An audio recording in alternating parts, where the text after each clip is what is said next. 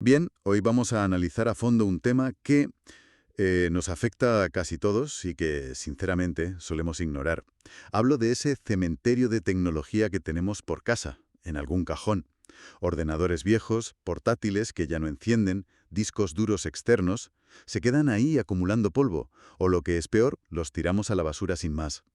Para explorar este asunto nos hemos sumergido en una serie de guías e informes de una empresa que se especializa en esto, en la destrucción de datos. Y el objetivo es claro: entender los riesgos reales de esa pila de tecnología obsoleta y descubrir de una vez por todas cuál es la forma más segura de proteger nuestra información. Y aquí es donde uno de los informes me dejó helado. Señala que 3 de cada 5 discos duros de segunda mano, más de la mitad, todavía contienen información confidencial del propietario anterior. Es que da que pensar. El portátil que alguien vendió por una aplicación podría ser una mina de oro de su información personal. Totalmente.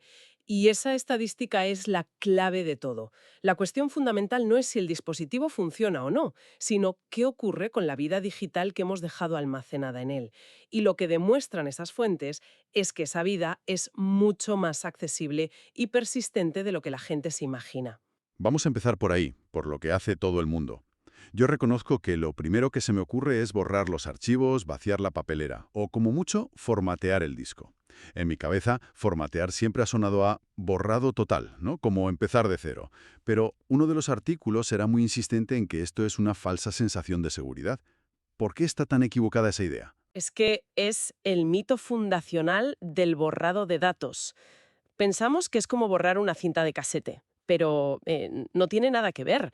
Cuando borras un archivo o incluso cuando formateas un disco en modo rápido, lo único que haces es decirle al sistema operativo: oye, este espacio ya está libre, puedes escribir encima cuando quieras. Pero la información original, las fotos, los documentos, los extractos bancarios, siguen ahí, intactos. O sea que los datos no se van a ninguna parte. Es como si quitaras la entrada de un libro en el índice, pero el capítulo sigue estando ahí, en las páginas. Exactamente, esa es la analogía perfecta. Y el problema es que existen muchísimos programas de recuperación de datos, algunos incluso gratuitos y muy fáciles de usar, que lo que hacen es ignorar ese índice y leer directamente los capítulos. En cuestión de minutos, alguien podría estar viendo tus últimas declaraciones de la renta o las fotos de tus vacaciones. Vaya, esto ya da un poco de miedo. Entendido que borrar y formatear no sirve de nada, pero esto me lleva a los métodos más teatrales, por así decirlo. He leído sobre gente que intenta soluciones de película: imanes gigantes, taladros, incluso un buen martillo. Intuitivamente parece la solución definitiva. Si lo destrozas, ya no se puede leer, ¿o no? Aquí entramos en el terreno de los mitos de Hollywood. Empecemos por los imanes. La idea de que un imán potente borra un disco duro viene de la tecnología antigua, como los monitores de tubo o los disquetes. Esos sí eran muy sensibles a los campos magnéticos, pero los discos duros modernos están diseñados para ser increíblemente resistentes. ¿Ni siquiera un imán muy potente? Los informes son categóricos. Un imán de nevera no le hace ni cosquillas. Pero es que citan estudios donde han usado imanes de neodimio, de esos industriales que pueden ser hasta peligrosos de manipular, y los datos han permanecido intactos. La densidad de la información es tan alta y el blindaje es tan bueno que necesitarías un campo magnético de una magnitud que, bueno, no está al alcance de nadie fuera de un laboratorio. Es un mito, sin más. De acuerdo. La idea del imán, un mito de película. Entendido. Pero me cuesta creer que si cojo un martillo y lo hago pedazos, alguien pueda sacar algo de ahí. Si atraviesas los platos metálicos con un taladro varias veces, ¿de verdad se puede recuperar algo legible de ese amasijo de metal? ¿Suena a ciencia ficción? Suena a ciencia ficción, pero la recuperación de datos forense también lo es. A ver, el problema del método del martillo o el taladro es que no es un método controlado. El componente clave de un disco duro son los platos, unos discos de metal o cristal donde se almacena todo. Aunque los golpees o los taladres, es muy probable que queden fragmentos grandes de esos platos. ¿Y de esos trozos se puede sacar algo? Piénsalo así. Aunque rompas una fotografía en 10 pedazos, sigues pudiendo reconocer caras en cada trozo. Con los datos pasa algo parecido. Un especialista con el equipo adecuado podría coger esos fragmentos, pulirlos y usar maquinaria muy sofisticada para leer la información. Quizás no recupere el disco entero, pero podría recuperar un fragmento con una lista de contraseñas o un documento confidencial. Y además, como bien apuntan en las guías, es peligroso. Pueden saltar esquirlas metálicas, no es para hacerlo en el garaje de casa. Vale, esto es revelador. Ni software ni fuerza bruta casera. Lo que me lleva a la siguiente pregunta. ¿Cuál es el verdadero riesgo? Supongamos que mis datos caen en malas manos. ¿De qué estamos hablando exactamente? Las consecuencias pueden ir de lo molesto a lo catastrófico. Para un particular, el escenario más común es la suplantación de identidad. Con tus datos personales, DNI, dirección, alguien podría pedir créditos a tu nombre. También el robo de contraseñas para acceder a tu correo, redes sociales o, peor, a tus cuentas bancarias.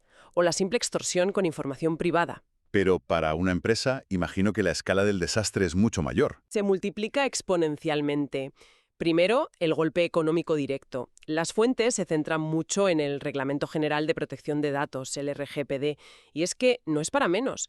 Una gestión inadecuada, como tirar un ordenador sin destruirlo bien, puede acarrear multas de hasta 20 millones de euros o el 4% de la facturación anual global. ¿20 millones de euros? ¿Un error con un portátil viejo te puede costar 20 millones?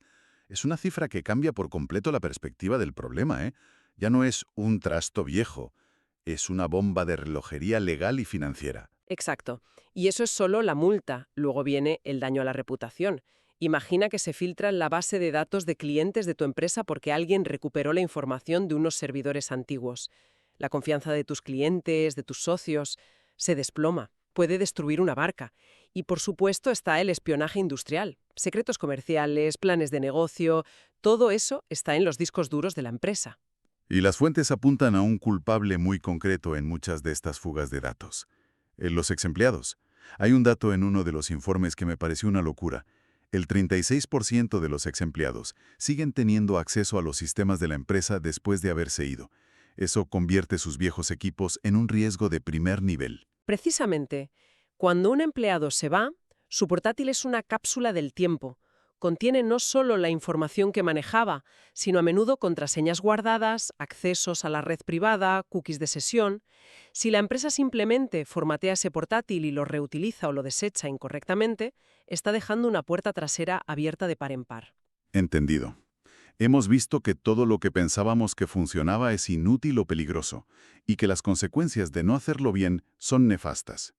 Entonces, llegamos al punto clave. ¿Cuál es la forma correcta? La solución definitiva para que un disco duro desaparezca para siempre. La única forma que, según todas las fuentes, garantiza una seguridad del 100% es la destrucción física profesional. Y cuando digo destrucción, no me refiero a los martillazos de antes, sino un proceso industrial controlado que desintegra el dispositivo. ¿Y cómo funciona exactamente? Pues los métodos más seguros y recomendados son la trituración o la pulverización. Básicamente, el disco duro se introduce en una máquina industrial con cuchillas de acero que lo despedaza en fragmentos diminutos, de apenas unos milímetros.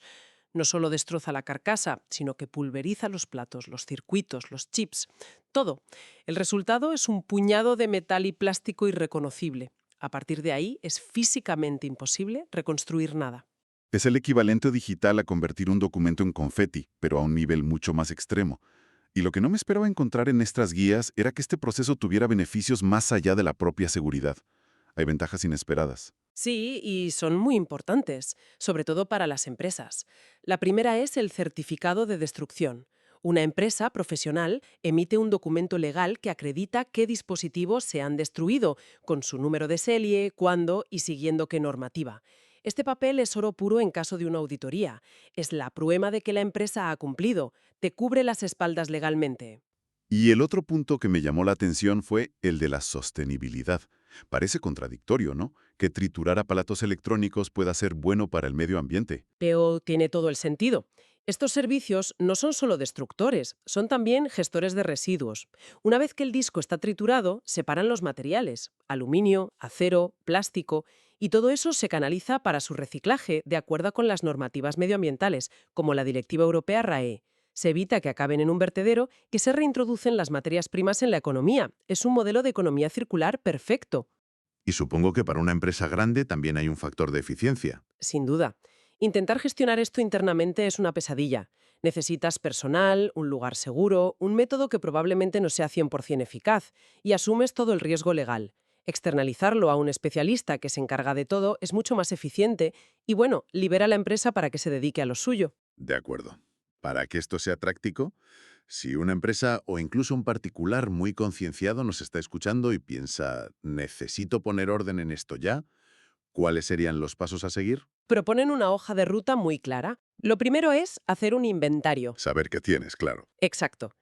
Recorrer la oficina o la casa e identificar todos los dispositivos que almacenan datos y ya no se usan. Y no solo ordenadores, también móviles viejos, tabletas, memorias USB. El segundo paso parece de sentido común, pero es fácil olvidarlo. Las copias de seguridad. Antes de destruir nada, hay que estar seguro de que la información valiosa está a salvo en otro lugar. Crucial. El tercer paso, ya más enfocado en empresas, es establecer una política de seguridad de datos. No puede ser algo improvisado. Se debe crear un protocolo escrito que defina cómo, cuándo y quién es el responsable de gestionar los equipos obsoletos. Y de la mano de ese paso va el cuarto, que es formar a los empleados. Porque no sirve de nada tener una política fantástica si la gente no la conoce o no entiende por qué es importante. Fundamental. Todos en la organización deben entenderlo. El quinto paso ya es la acción. Contratar un servicio profesional. Buscar una empresa acreditada que ofrezca destrucción física triturada, que garantice el cumplimiento del RGPD y, muy importante, que proporcione ese certificado. Y el último que me pareció un detalle interesante, el almacenamiento seguro. Mientras se espera la recogida, esos discos duros deben guardarse bajo llave. Y un apunte que hacen es que no se deben mezclar con el papel confidencial porque requieren máquinas de trituración completamente diferentes. Correcto. Hasta el último momento deben ser tratados con la máxima seguridad. Ahorrar no es destruir. Para estar realmente seguros, la única garantía real es la destrucción física profesional. Es una cuestión de seguridad, de cumplimiento legal y, como hemos visto, hasta de responsabilidad medioambiental. Exacto. La destrucción física es el punto y final definitivo para el ciclo de vida de los datos. Cierra el círculo de una manera segura y responsable. Y para terminar, me gustaría dejar una reflexión. Todas las fuentes se centran, lógicamente, en los sospechosos habituales, ordenadores, móviles, pero la tecnología avanza a una velocidad de vértigo. ¿Nos hemos parado a pensar en los datos que almacenan nuestros coches modernos? ¿O nuestros relojes inteligentes? ¿Los asistentes de voz? ¿O incluso las impresoras de oficina, que suelen tener un disco duro interno que guarda una copia de todo lo que se imprime? Es una idea inquietante. Es que es posible que estemos rodeados de pequeños archivos fantasma de nuestra vida digital en dispositivos que ni siquiera consideramos como almacenamiento. Dispositivos que, cuando se queden viejos, podríamos olvidar o desechar mal, dejando un rastro de información del que no somos conscientes. La pregunta que queda en el aire es, ¿cuántos de estos discos duros invisibles tenemos a nuestro alrededor sin siquiera saberlo?